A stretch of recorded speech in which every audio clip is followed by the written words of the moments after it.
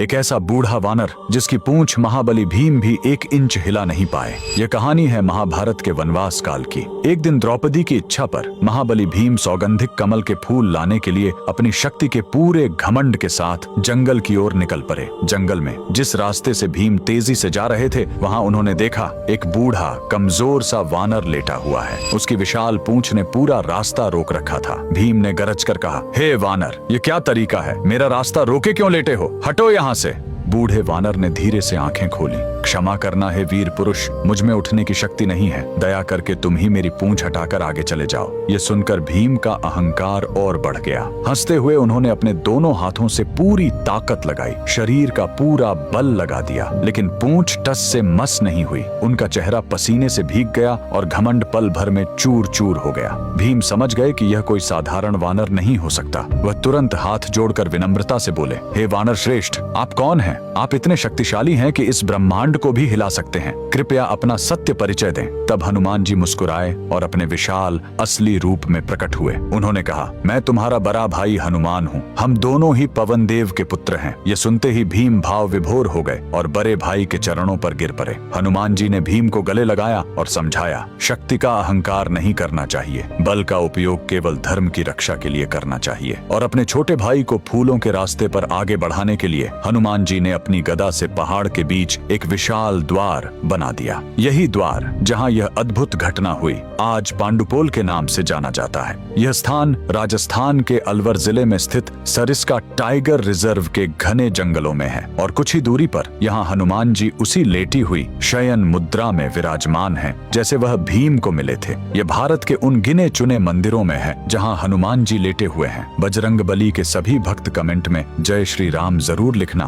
हम वो देश हैं जहां कभी बच्चों की पहली कहानी रामायण होती थी और आज बच्चे सोचते हैं खिलजी कूल था बिकॉज बॉलीवुड ने ऐसा दिखाया।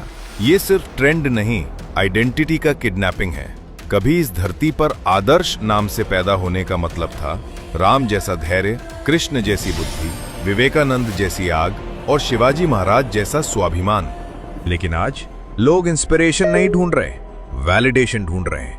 रील्स डिक्टेट कर रही हैं कि हीरो कौन है, मूवीज बता रही हैं कि इविल एस्थेटिक है और धीरे धीरे हम अपना असली हीरो फ्रेमवर्क खो रहे हैं। आपको पता है, हिस्ट्री में औरंगजेब सबको याद है, लेकिन राम, कृष्ण, बुद्ध नाम तो याद है पर रीजन नहीं, क्योंकि हम भूल रहे हैं। बॉलीवुड स्टार इमेज बनाता है पर महापुरुष आइडेंटिटी बनाते हैं और ये फर्क भूलना डेंजरस है। श्री राम ने बताया था, शक्ति भी हो तो न्याय बिना अहंकार के। श्री कृष्ण ने सिखाया, धर्म तब भी धर्म है जब दुनिया विरोध में हो। शिवाजी महाराज ने साबित किया, राजा वो नहीं जो जीत ले, राजा वो है जो अपनी प्रजा की रक्षा करे। विवेकानंद ने कहा था, अगर तुम अपने इतिहास को भूल गए तो तुम्हारा भविष्य किसी और की मर्जी से लिखा जाएगा। और आज हम ठीक वही कर रहे हैं। अब फैसला आपका, आपको ट्रेंड वाला हीरो चाहिए या धर्म वाला डायरेक्शन। अगर आप मानते हो कि हमारे असली हीरोज रील स्क्रिप्ट्स में नहीं, हमारे इतिहास में हैं, तो ये वीडियो शेयर करो, क्योंकि आइडेंटिटी याद दिलाई नहीं जाती, जगानी पड़ती है। बहुत कम लोग ये जानते हैं कि हनुमान जी का विवाह सूर्यदेव की तेजस्विनी पुत्री सुवर्चला से हुआ था। फिर भी संपूर्ण जगत उन्हें बाल ब्रह्मचारी के रूप में पूजता और मानता है। जब हनुमान जी ने सूर्यदेव को अपना गुरु स्वीकार किया और उनसे 9 दिव्य विद्याओं को सीखने का आग्रह किया, तब सूर्यदेव ने एक सत्य बताया। उन्होंने कहा, हे पुत्र, इन विद्याओं में से कुछ ऐसी विद्या है जिन्हें केवल एक विवाहित पुरुष ही सीख सकता है। यदि तुम इन सभी विद्याओं का पूर्ण ज्ञान प्राप्त करना चाहते हो तो तुम्हें विवाह करना होगा। ये सुनकर हनुमान जी कुछ क्षण के लिए मौन रहे, क्योंकि उनका जीवन तो प्रभु श्री राम की भक्ति और सेवा के लिए ही समर्पित था, किंतु गुरु की आज्ञा सर्वोपरि थी। तब सूर्यदेव ने समाधान के रूप में अपनी ही कन्या सुवर्चला के साथ हनुमान जी से विवाह कर दिया।